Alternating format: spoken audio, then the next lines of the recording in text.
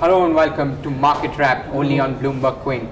Well, not looking too good for the market. The Nifty ended the day about 0.5% or more in the red, and all days have been negative so far in this week. So is the case with the Nifty Bank, has lost about more than 2% in the last 2 days. Probably some kind of weakness coming in for that as well. Let's introduce our guest. We have Shrikant from Shrikant from Kotak Securities. Thanks for speaking to Bloomberg Quint. Your take on the market first. I think the way the market have fallen from the levels of 10,140, because everybody was very much cautious about the level of 10,100, 10,000 plus kind of levels, and because of there was some development on the global front, and even domestic news are also not positive. Because of that, we have seen some decline in the market. So I'm of the view that currently in today's date, we are very close to the important support area of 9870, which is 40% retracement of its entire rise from 9450 to almost 10,150. So it's a 40% retracement, and technically always this level acts as a very good support for the market. So I'm of the view that in case if we see in tomorrow's date any decline initially, then we should utilize that as to create some long positions with a stop loss at 9840 on the downside. So from here the downside is looks limited, at least in the short term. I think the way we have seen spectacular rally, market will spend some more time between the range of 9850 and 10,100. And the Nifty Bank, do you have a trade over there? See, there also the rally was substantial. It was somewhere close to 25,500 levels. Today it was very close to 24,350, 370. So there the Bank Nifty is having very good support, and we feel that corresponding to 9870, 9860, Bank Nifty is also having support around 24,350, 400. Today it closed somewhere close to the same level. So there also we have a same view that if we should look for adding some long positions in tomorrow's date. Sure. Before moving on to stock-specific or sector-specific questions, let's address how the Nifty movers actually closed. So if you have a look at the screen from the gainers list, very few of them, and not by too much. Hindalco gained about 2%. And this is on the back of the metals rally continuing, and then NTPC ended the day 1.5% higher. ONGC, Vedanta also made it to the top gainers list. Moving on to the losers, where the real action was, and particular trend stands out in the pharma space. So you had Aurobindo Pharma decline more than 5%. So did Sun Pharma decline more than 5%. Then you had Adani Ports and Tata Motors declining 3 to 4% each. Shrikant, anything in the pharma space that really stands out for you?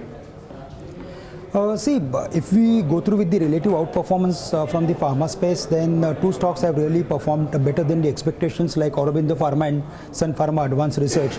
So they have done much better than other pharma stocks, and today I think Aurobindo Pharma is going to announce its number, but the way the stock has performed from the lowest levels of 500 to almost some 800, currently I think the stock is very close to its support area, and we should certainly look for adding this stock to the portfolio.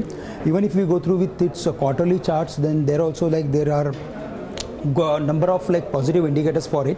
So we have a bullish view on Aurobindo Pharma based on technicals. We also like Sun Pharma Advanced Research, which is around some 360 levels, and here also the stock is after forming base building formation, now it is very close to 360, 365, which is its very good resistance area. So above that we are expecting stock is heading for 450, 500 kind of levels. So decent appreciation that we can expect from these levels. But a lot of investors and traders, they have bought Sun Pharma, Dr. Reddy, Lupin Laboratories, and they are badly stuck. Right. So for them we have a strategy, and we are advising them that to add any one stock at each specific decline. Let's say if there is a Lupin Laboratories, then add at every 100 rupees dip from here, because we never know when the stock will return, and they are frontline stocks. So I think they are very close to their very crucial levels, support levels. But currently there are hardly any news flow. Because of that, the stocks are falling.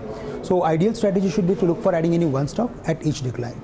All right. So Aurobindo Pharma seems to be in a sweet spot, and that is what Shrikant has to tell us. Fundamentally, also, let me tell you guys that Aurobindo trades at a valuation discount as compared to the other frontline peers. That discount, of course, has been narrowing as some of the bigger names like your Lupin and Sun Pharma have sort of seen a sharper drop than names like Aurobindo. So do keep an eye out for pharma names. That's what's coming from him. And not only the large caps, but even the mid caps really saw the pharma stocks gain top the list of losers. You had names like Natco Pharma. We did see good earnings coming from Natco Pharma yesterday, but two of the directors have resigned. So a sharp knock on Natco Pharma, which had run up quite a bit. Cadila Healthcare also, which had outperformed in the recent past. Granules India or Ajanta Pharma were also seeing a knock of anywhere between 6 to 10%. That apart, you also had JBF Industries and Adani Enterprises, both of them seeing significant pressure. On the gaining side, you had Endurance Technologies and Edelweiss Financial both gaining over 5%. Edelweiss, of course, at fresh record highs now. The stock has been seeing an uptrend building up in since the last few trading sessions. Bank of India is the earnings reaction that you're seeing. The bank posted a positive posted a profit in this quarter versus an expectation of a loss of about 46 crores. Gross NPAs were steady, so you're seeing that reaction as far as Bank of India are concerned. That apart, you have Corporation Bank, Firstsource and Page Industries, which were sitting on marginal gains. But Shrikant, the biggest question, of course, remains on the metals pack, which has seen a very good run. They've been on a tear in the recent few sessions. Of course, for Tata Steel, you had a good set of earnings coming in. For Hindalco, it's the run up in the aluminium prices, plus improvement in its subsidiary Novelis performance. But anything that you like within the metal pack, or do you have a view on the sector per se as a whole? See, we have like top-down approach, and we like almost all metal stocks. The reason is because they are into long-term breakout formations. Especially like Tata Steel, like after breaking the levels of 470, 460, it is not stopping. It is every time like moving to the next levels. And if we go through its monthly pattern, then I think it is heading for 750, 760 kind of levels. So currently the stock is still around its very important, I can say, important support area. Even if there is a weakness, furthermore weakness in the market, max the stock can fall up to maybe 570, 580. There the stock is having very good support. So especially we like Tata Steel, but we also like Vedanta, because there we are seeing vertical rally. It's a V-shaped kind of rally. What it means that funds are buying heavily, or someone like taking very active interest in this stock. So some 2 years back it was at 320. From there all the way the stock has fallen to 60, and now in just last 12 months again the stock is very close to 320 levels. So it shows that there is like specific buying interest in the stock, and we feel that it is heading for, I think, its all-time highest level, which was around some 520, 550. So like if we go through with this all this type of patterns, we feel that they are into strong momentum, and at each decline we should look for adding Tata Steel, Vedanta as well as Hindalco. Okay, you like all the three. Yeah. Okay, that apart, I also believe that you've been tracking REC and PFC closely. They're looking good on the charts, I believe. Yeah, some 2 months back they were like hitting new highs, and suddenly like they have fallen to their important support areas. In fact, they have dragged down very badly in last 2 months. So the PFC was somewhere around 160, 170 levels. From there all the way it down to the levels of 120, 115. But currently it is like now stabilizing. REC was somewhere close to 200 plus levels. Now it is around 160, 175 levels.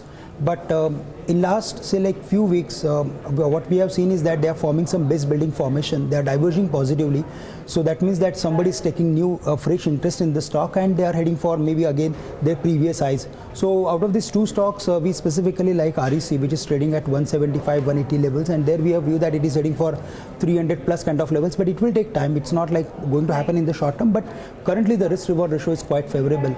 So at these levels, we are advising our clients to buy this stock at these levels, more on dips. We also like PFC, which is around some 120, 135 levels, and there we have the view that it is heading for 160 plus levels. Right, I'm not sure how these stocks are really looking fundamentally, because this entire power sector issue, we're not really out, it's not really out of the woods. Some of the banks who reported their earnings have highlighted further stress in the power sector, but having said that, we don't have anybody who's been tracking those two names closely, but we should probably see some sort of gross NP numbers peak out in the recent.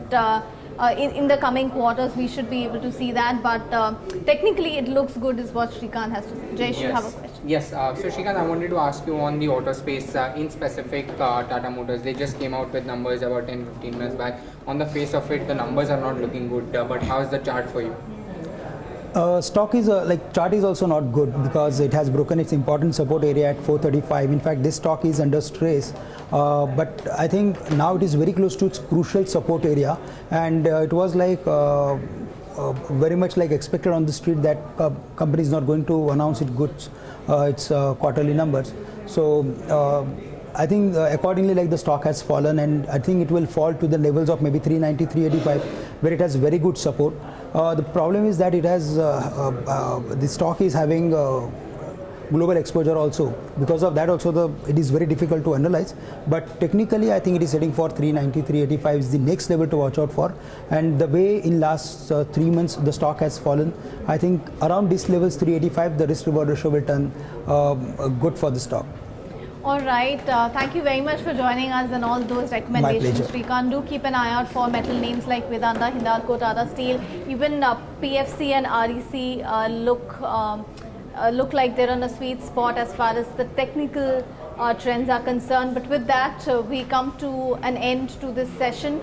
But do stay tuned into Bloomberg Quint as we bring you.